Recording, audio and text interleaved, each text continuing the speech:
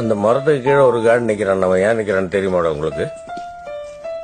ஆமாங்க ஐயா, சம்பந்தம் இல்லாம அந்த இடத்துல தினமும் ஒருத்தர் நிக்கிறான் ஐயா. கந்தசாமின்னு ஒரு கமாண்டன்ட் இருந்தார்.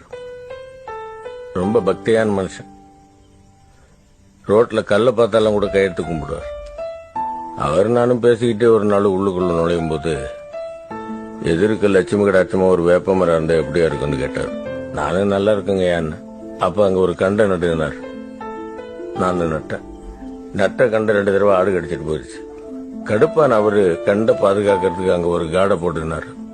12 வருஷத்துக்கு முன்னாடி கண்டை பாதுகாக்கிறதுக்காக போடப்பட்ட காடு தான் அது. கண்டு வளர்ந்து மரம் ஆயிடுச்சு. காடு போட சொன்ன கமாண்டட்டும் போய் 12 வருஷம் ஆச்சு.